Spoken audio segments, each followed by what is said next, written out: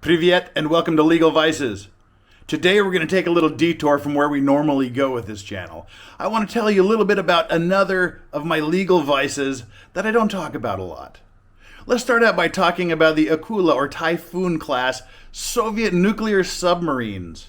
They were first launched in 1984. And immediately upon entering service, they became well known and respected both for their quietness and their survivability. Even today, these submarines command respect. This is the Leopard K-328, a third-generation Russian attack submarine that was launched on 28 June 1992 and commissioned on 30 December 1992. This submarine took part in numerous operations around the globe. It's now being refitted and modernized and is expected to begin its post-refit sea trials later this year. So why are we talking about a nuclear submarine on Legal Vices? Well, let's find out what came in the mail today. The modernization of the Leopard nuclear submarine has taken more than 10 years.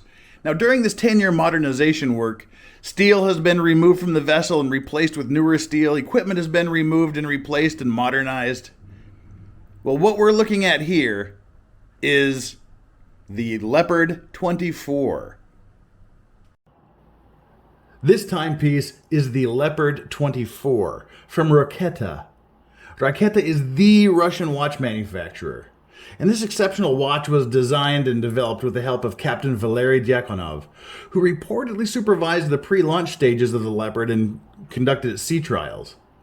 Now, as a lawyer who works in the maritime industry, this watch fascinates me to no end, which is why I ordered it, and it just arrived and unboxed, as you saw. Now, the metal used in the Raketa watch comes actually from the outer hull plating of the Leopard K-328 nuclear submarine. It's from the metal that was removed during the retrofitting and updating of the vessel. Now, in addition to the metal being made from the Leonard submarine, the Raketa Leopard 24 model, it's also a submariner's watch by design and functionality. Now, its hands, you'll notice the detail in the hands here, that replicates the control panels in the Russian submarine. And the hands are powered by a 24-hour automatic movement. You'll notice that the hands are 24 hours as opposed to 12 hours like a normal watch would be.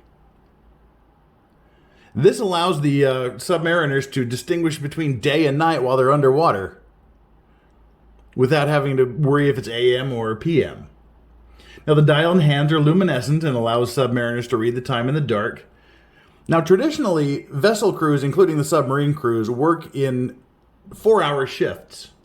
So you'll notice that this watch is broken up into 6 sectors, like red and gray, along the inside.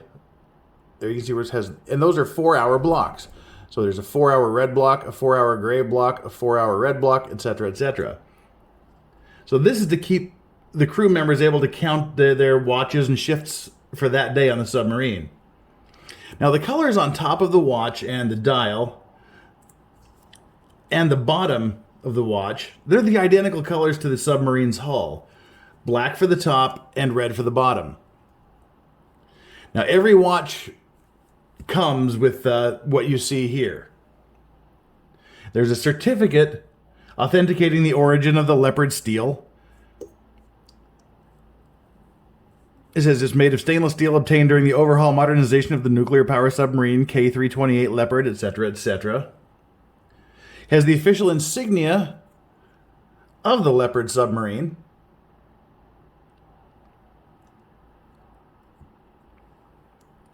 There's a lovely little picture of Natalia here. Natalia has apparently thoroughly controlled the quality of all the watches in the movement, all the wheels in the movement of your watch. She's worked at the Raketa watch factory since 1991. It has the guarantee card and the certificate of authenticity, as well as the other information relating to the watch. It comes with a separate rubber band, and it has a separate braided spring tool, which I have put somewhere for changing the watch band. This is an awesome little watch. And like I said, this is just one of the other little vices that I have when I can afford it. So let's see how this looks on the wrist. Here you can see the watch on my wrist. I have a very big wrist, so it may wear much larger on someone else. It's a 44 millimeter watch. It's a little bit thick. It's 14.25 millimeters for the case thickness, and it's, what is it? It's 50.4 millimeters from lug to lug. This is a limited edition. Only 300 of these are made.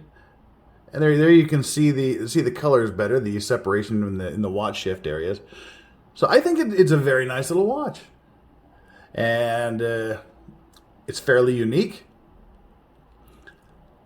I just thought I would share this with you. I can give you the geekier details of it if you're into watches.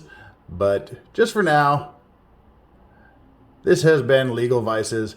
And explore and find your own legal vices.